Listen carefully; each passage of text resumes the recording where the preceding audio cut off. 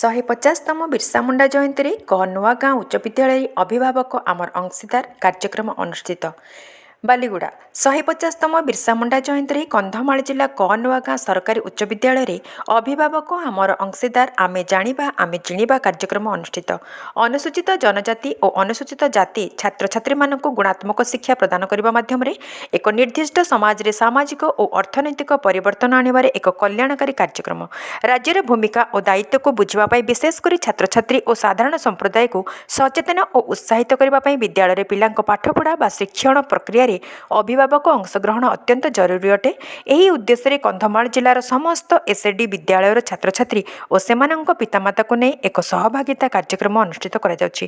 ଏହି କାର୍ଯ୍ୟକ୍ରମରେ ମୁଖ୍ୟ ଅତିଥି ଭାବେ ପୂର୍ବତନ ବିଧାୟକ ଲକ୍ଷ୍ମୀକାନ୍ତ ମଳିକ ଯୋଗ ଦେଇଥିଲା ବେଳେ ସମ୍ମାନିତ ଅତିଥି ଭାବେ ନୂଆଗାଁ ବ୍ଲକ ଉପାଧ୍ୟକ୍ଷ ଧବଳେଶ୍ୱର ପାତ୍ର ଶ୍ୟାମଘନ ସାହୁ ଯୋଗ ଦେଇଥିଲେ। ଏହି କାର୍ଯ୍ୟକ୍ରମର ମୂଳ ଲକ୍ଷ୍ୟ ହେଉଛି ଶିକ୍ଷକ ଛାତ୍ରଛାତ୍ରୀ ଓ ପିତାମାତା ମଧ୍ୟରେ ଏକତା ରହିବା, ପୁଣି ବିଦ୍ୟାଳୟର ସମସ୍ତ ଯୋଜନା ପିତାମାତାଙ୍କୁ ଅବଗତ କରିବା ସହ ଯୋଜନାର ଲାଭ ଉଠାଇବା ଏହି କାର୍ଯ୍ୟକ୍ରମର ଲକ୍ଷ୍ୟ। ବିଦ୍ୟାଳୟର ଛାତ୍ରଛାତ୍ରୀମାନଙ୍କ ଦ୍ୱାରା ସାଂସ୍କୃତିକ କାର୍ଯ୍ୟକ୍ରମ ପରିବେଷଣ କରାଯାଇଥିଲା। ଅତିଥିମାନଙ୍କ ଦ୍ୱାରା କୃତ ଛାତ୍ରଛାତ୍ରୀମାନଙ୍କୁ ପୁରସ୍କାର ବିତରଣ କରାଯାଇଥିଲା।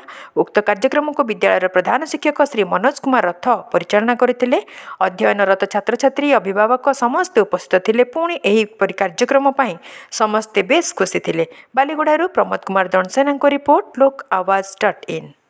ଆମର ପ୍ରତ୍ୟେକ ସବୁ ପିଲାର ଅଭିଭାବକ ପିତାମାତା ଆସିଛନ୍ତି। ଆଜି ହେଉଛି ପାପ୍ ମିଟିଂ। ଭଗବାନ ବିର୍ସା ମୁଣ୍ଡାଙ୍କ 150ତମ ଜନ୍ମଦିବସ ଉପଲକ୍ଷେ ଆୟୋଜିତ ଏହି କାର୍ଯ୍ୟକ୍ରମ। ଏଇଟା ହେଉଛି ସରକାରଙ୍କର କାର୍ଯ୍ୟକ୍ରମ ଏବଂ ସବୁ ପିଲା ଏଠି ଭାଗ ନେଇଛନ୍ତି। ବିଭିନ୍ନ ପ୍ରକାର ପ୍ରତିଯୋଗିତା ଅନୁଷ୍ଠିତ ହୋଇଛି ଏବଂ ପ୍ରତ୍ୟେକ ଅଭିଭାବକ ମଧ୍ୟ ସେମାନଙ୍କର ମିଟିଂ ସରିଲେ ସେମାନଙ୍କର ଫିଡ଼ବ୍ୟାକ୍ ଦେବେ।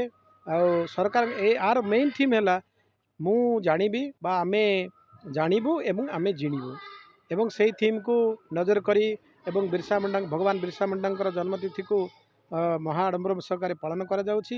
ତାଙ୍କର ଜନ୍ମତିଥି ସମସ୍ତେ ଜାଣିବେ ଏବଂ ଆମର ଯେଉଁ ଆଦିବାସୀ ସମ୍ପ୍ରଦାୟର ଯେଉଁ ଭାବନା, ଯେଉଁ ପରମ୍ପରା, ଯେଉଁ ସ୍ୱାଧୀନତା ସଂଗ୍ରାମରେ ତାଙ୍କର ଅବଦାନ ଥିଲା ସେଇଟା ଲୋକମାନଙ୍କ ପାଖରେ ପହଞ୍ଚିବା ଆଜିର ମୁଖ୍ୟ ଉଦ୍ଦେଶ୍ୟ ଥିଲା।